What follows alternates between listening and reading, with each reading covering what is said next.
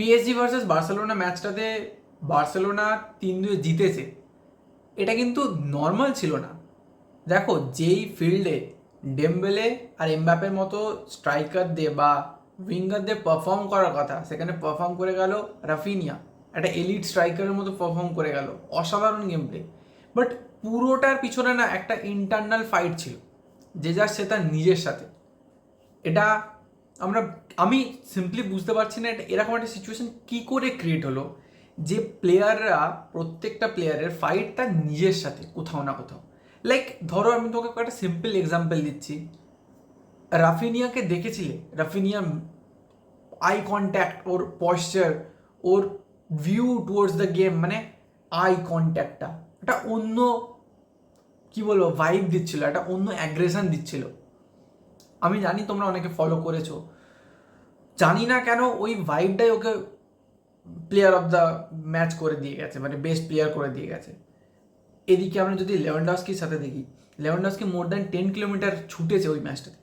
That is a good number. একটা striker লেভানডস্কির মতো অতটা ছুটেছে, that is a good number. কারণ লেভানডস্কির ফাইটটা কোথায়?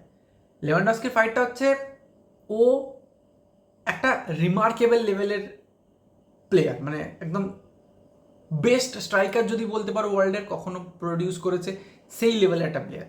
জাস্ট ব্যালেন্ডিয়র লেভেল থেকে এসেছে। বায়ার্ন মিউনিখে ব্যালেন্ডিয়র লেভেল ছিল, ঠিক আছে, বেস্ট প্লেয়ারের লেভেল ছিল। সেখান থেকে ও জাস্ট ড্রপ করে বার্সেলোনা এসেছে। অ্যান্ড ওর এগেনস্টে নানান ক্রিটিসিজম, লেভানডস্কি ফিনিশ, লেভানডস্কি এই হয়ে গেছে, আর পারবে না, বুড়ো হয়ে গেছে, এভরিথিং। সেখান থেকে ওকে রিকভারি করতে হতো। ইন্টারনাল ফাইট ছিল বলতে পারো। আরাউকে দেখেছো? ফোকাস, সেই ডিপ একটা, কি বলবো, ফোকাস ছিল গেমটার মধ্যেও সারাক্ষণ, যে আমাকে পুরো ডিফেন্সটাকে সামলাতে হবে, আমার ঘাড়ে গোটা বার্সেলোনার মান সম্মানের দায়িত্ব, আমার ওপরে গোটা ফ্যান ফলোয়ার্সদের ভরসা, সবটা নিজের ঘাড়ে নিয়ে খেলেছে। সেই জন্যই কিন্তু এরকম রেজাল্ট এসেছে। আমরা আরও প্লেয়ার দেখো, গুন্ডোয়ানকে দেখো।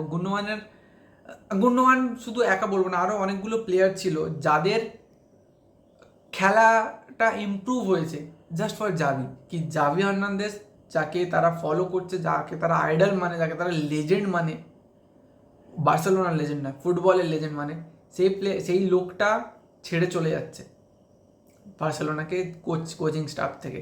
সেইটা অনেককে মোটিভেট করেছে। জোয়াও ফেলিক্সের মতো প্লেয়ার যতটুকু খেলেছে, ভালো খেলেছে। কেন খেলেছে? কারণ সে জানে যে বার্সেলোনাতে যদি আমি পারফর্ম না করি, তাহলে আমার জায়গা নেই অ্যাথলেটিকোতে। বার্সেলোনায় আমাকে আমার লাইফের ইচ্ছাগুলোকে পূরণ করে দিতে পারে। তো সবাই ডেসপারেট, নিজের সাথে নিজের একটা ক্লাস চলছিল। পেদ্রির কথা ভাবো। পেদ্রি, সবাই বলছে পেদ্রি ইঞ্জুরি খাওয়ার পরে ফিনিশড, কিন্তু পেদ্রি নিজে জানে যে আমাকে ওয়ার্ল্ডের টপ মিডফিল্ডারের মধ্যে একটা হতে হবে। টনি ক্রুস লেভেল বলতে পারো, লুকা মডরিচ, কেভিন ডিব্রুইনা, এই লেভেলে ওকে পৌঁছাতে হবে, ইনিয়েস্তা লেভেল পৌঁছাতে হবে ওকে। তো সেইখানে একটা ইন্টারনাল ক্লাস তো চলছিলই। তো এই ইন্টারনাল যে ক্লাসেসগুলো আমরা আগের দিন দেখতে পাইনি, মানে সামনাসামনি দেখা যায় না, ওগুলো বোঝা যায়, ওগুলো মানুষের আই কন্ট্যাক্ট দেখে ধরতে পারা যায়। তো এই ক্লাসেসগুলোই কিন্তু আমাদেরকে আলটিমেটলি গেমটা বের করে দিয়ে গেছে।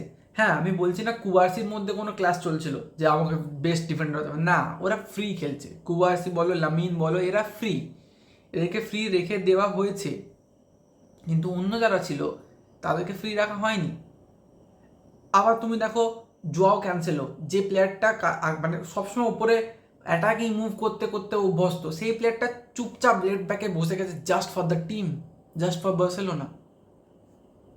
ভাবতে পেরেছিলে লেফট ব্যাকে চুপচাপ বসে বসে ডিফেন্ড করবে অনলি জোয়াও ক্যান্সেলো, ডেম্বেলেকে ঢুকতে দেবে না, অ্যান্ড দ্যাটস ইট।